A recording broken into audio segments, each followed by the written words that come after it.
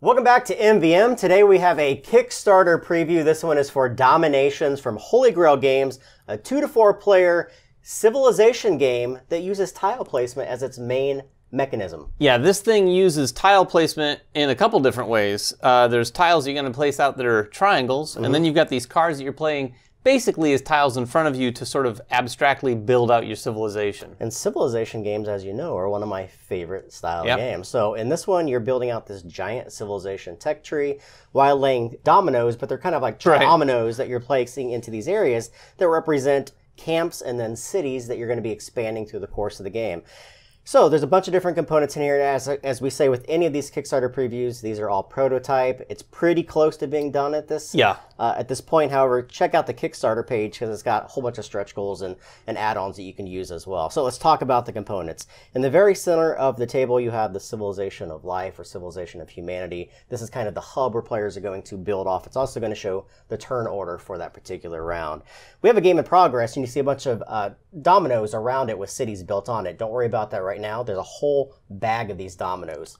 Yes, that you're going to be using and placing on the table. We have a giant bag here. I'm not sure if this thing is going to be part of the Kickstarter, but it's going to require a pretty big bag because it's filled with those dominoes. All these dominoes have a center icon. This represents one of the 6 different domains, things like science and art. It's called a camp as it's originally placed, and then around the outside you're going to see different icons. These represent, again, the different kinds of domains you're going to be doing is lining these up on the board to be able to create knowledge on your player board. Everyone's going to start with a giant player board, and it's going to hold 6 different tracks on it. These, again, are going to show you all your different types of domains. Again, things like commerce and craftsmanship.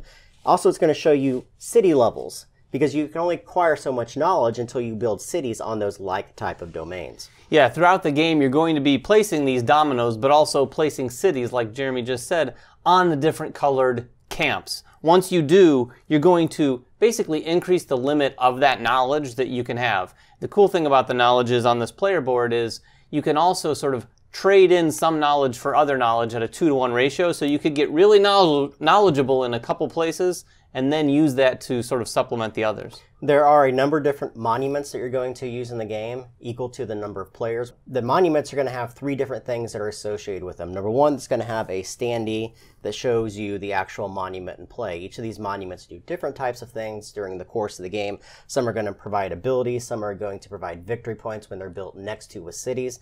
Also, each monument's going to have a monument card, show you how many level cards are associated with this particular monument, plus any abilities that are associated with it as well, and where it needs to be built on the board. The final thing that you need to know is that each one of these monument level cards is going to have actual level cards with them. These are going to look very similar to the mastery cards that we're going to show you just in one moment. These have to be built in sequential order, so 1 has to become 4, 2, and 3, and 4.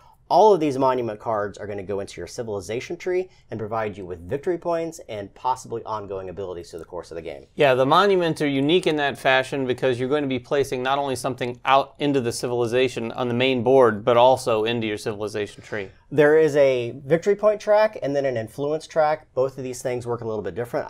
Obviously, it's a victory point game. The person with the most victory points at the end of the game is going to win. However, people are monitoring their influence as well. And you want to build large cities because those influence points are going to be converted over to victory points at the end of each of the 3 different eras. Next, you're going to have the domination cards. Over here, there's 6 different domination cards.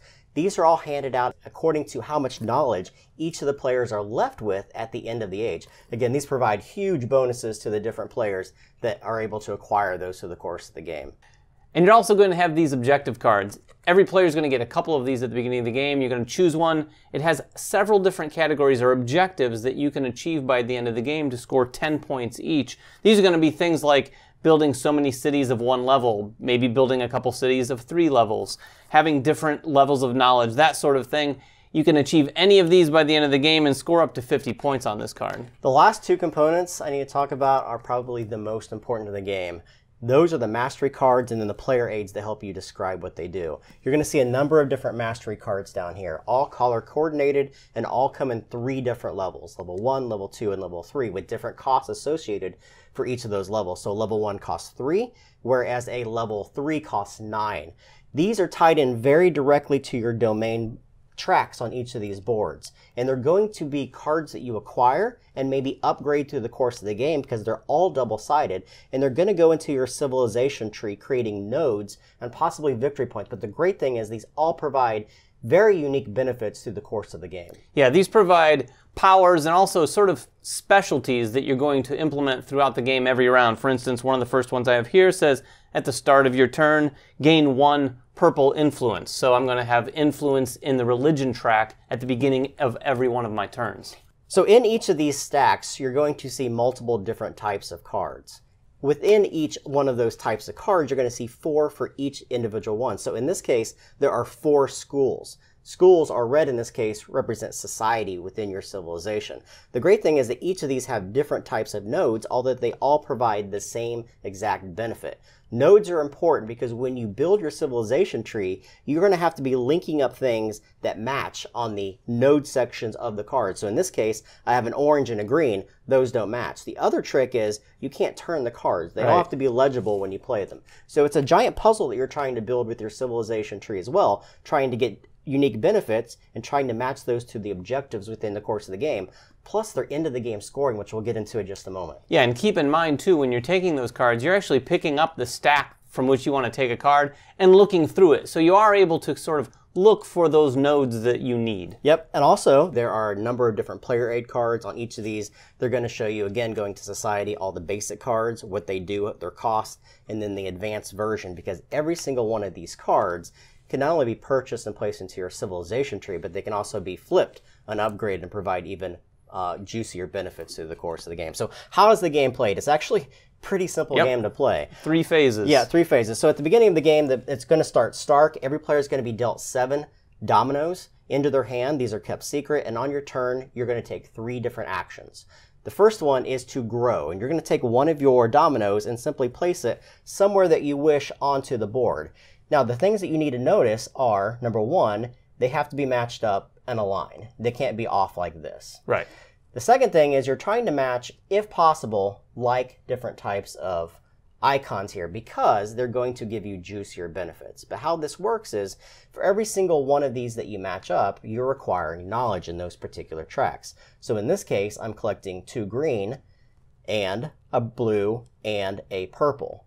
Plus, your camps are always going to generate 1 knowledge of the type that they are. But there's a trick here. If you match up 2 of the same light colors, you get an additional bonus 1. So there's the juicy portion of trying to place these in the right areas. Yeah, and it's interesting because you're first going to be looking at those nodes when you place the dominoes, but you also want to look as the game progresses where you've built cities, because when you place a tile or a domino next to a city that you've built, you're also going to activate that city, gaining influence from that location as well. Or activating the cities of other players and giving them influence. So in that case, I would be giving him 1 level 1 purple into his knowledge track. So there's a trick on and a timing aspect on where you place those. Yeah, and one last thing you want to know about placing dominoes is if you place it and you're completing a hex, if you will, you're actually going to take different knowledge in that case. When you do that, you're going to take all of the knowledge that's generated from that center. So you're going to get 6 different knowledge in all. And then again, any cities that you've triggered, as well as the camp on the domino that you placed. After that, there is the build phase. And during the build phase, you're allowed 1 of 2 different actions. 1 is to build a city, or 1 is to build a monument. I'll talk about the city aspect.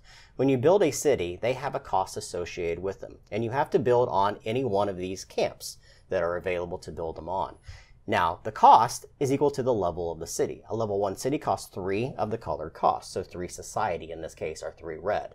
If I want to build a level 2 city, it is 3 plus another 6 because level 2 cities cost 6.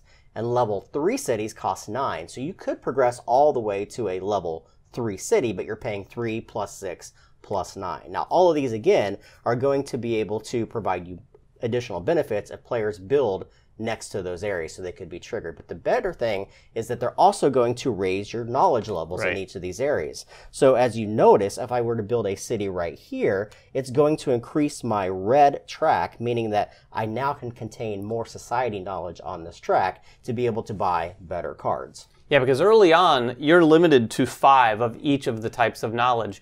So if you do a big move that gets you a bunch of red, you're going to cap that out. So you really want to push those up as much as you can, at least a few of them up to the 2nd or even the last degree. Anytime you build a city, it's going to provide influence to you.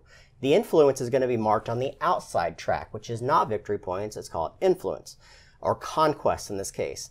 If you build a level 1 city, that's 1 conquest point. A level 2 is 2, and a level 3 is 3. And you're simply going to progress around this track according to that. Now, this is important for the end of the round, and we'll get into that in just a moment. Now, I mentioned about building cities. Cities is simple. The next thing to do is to build possibly a monument. Right. The monuments, there's going to be a couple monuments out on the table. And like we said earlier, you're going to do a couple things when you build a monument. The first thing is you're going to build it just like a city, but you're going to have to look at the top card that's on the monument deck, if you will, for each of these. So for instance, this monument right here is going to require me to pay 6 green to get this monument out on the board. The other thing I'm going to do is once I do that, this card is going to go into my civilization tree as well. And again, you have to follow these nodes and use them according to the placement rules. Note though that the monuments, as well as some of the mastery cards, are going to have these white nodes. These are effectively wild. They can be matched up with anything and then they become that color node. And it also should be noted if you match a white to a white, it becomes basically a non-node. Yeah, and as we mentioned at the very beginning, each of these have to be placed in different areas. On the card here it says this has to be placed on a locus, which is one of those finished areas, and these can be placed on other areas. Again, some of these provide victory points, some of them provide ongoing abilities according to the actual card and the level card themselves. Yeah, and the level cards also provide significant victory points in and of themselves, and as you go down through this deck, they're more and more oftentimes. The last possible thing that you can do on your turn is to actually do a develop action. Now, there's 2 different things here that you can do as well. You can either develop a mastery, and that's purchasing any one of these according to their cost. They cost 3, 6, and 9. The level 9s all have prerequisites, so you have to have another type of card in your civilization to build them. For example, this costs me 9 society, but I also have to have a level 3 or a 3-cost religion one in my civilization as well. And again, you're going to manipulate those tracks in order to buy them. Now, if you don't want to buy anything or you don't have the ability to do that, each of the cards that you have in your civilization tree also has a trigger on the bottom, saying in this case, I can spend 1 blue to upgrade this card, which just gives me a juicier benefit through the course of the game. Yeah, those benefits are typically the same benefit, but more punch to it.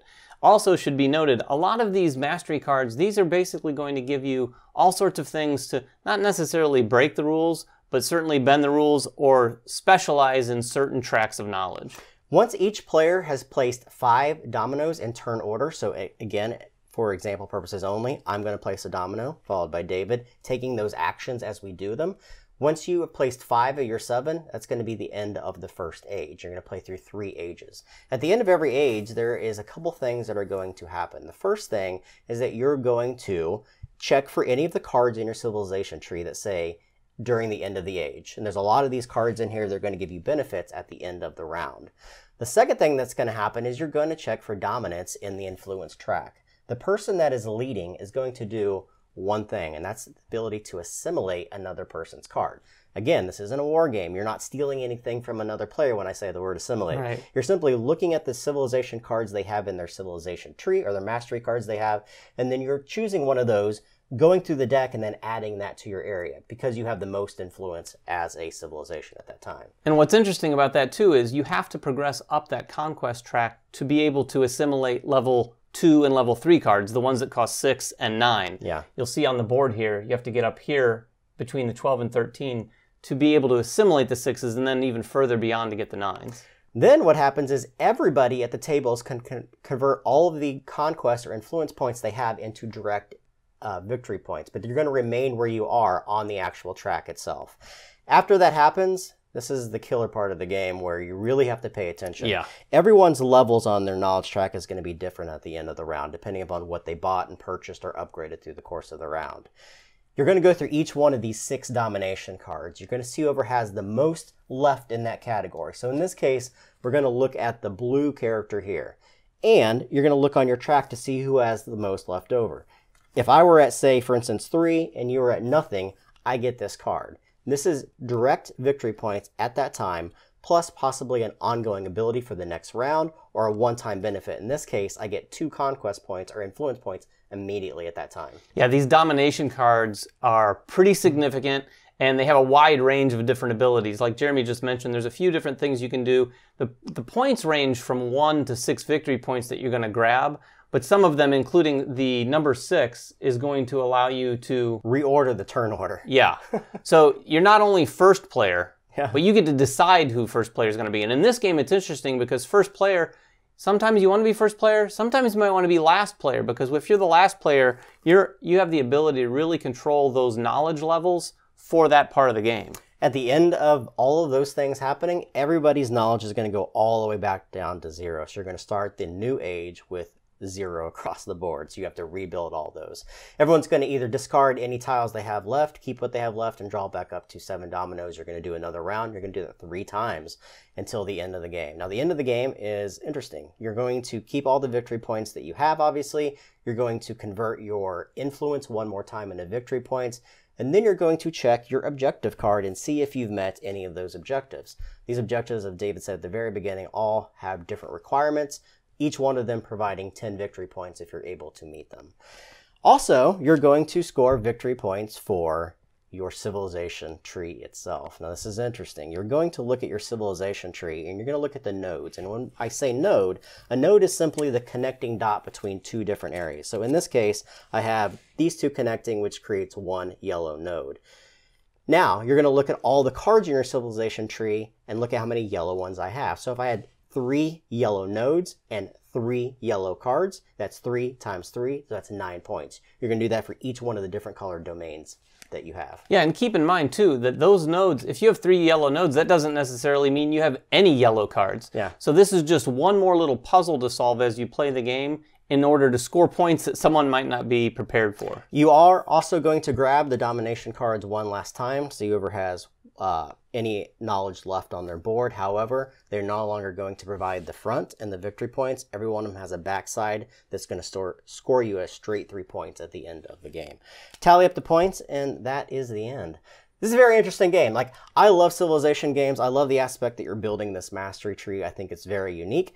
And there's so many different cards. I don't think when you look at this, you're looking at, well, this is one stack. But actually inside of this stack, there's like 4 different cards, each with 4 different sets of nodes on them. And you've got a ton of different cards. There has to be close to 100 unique cards here. Yeah, we have 18 stacks here. And like you said, each stack has a wide range of different cards. And even the ones that are the same in one stack all have different nodes. Yeah. So there's really a lot of looking through those mastery cards. The other thing this game has going on is a nice dynamic between how you're playing throughout the game and building your civilization, and then those domination cards at the end. Because you could spend a lot of your knowledge building out your civilization, buying new mastery cards, upgrading your mastery cards, and that's great. That's one way to score your points. Or you could not do as much of that, score leave some knowledge on the board, and grab a lot of those, and you're going to get a lot of points with those domination cards too. It's a very satisfying engine. I know one of the games that we played, you had a very cool engine where you're building very large cities and then building around those cities to get even more knowledge. So you can build super cool engines in this game as well.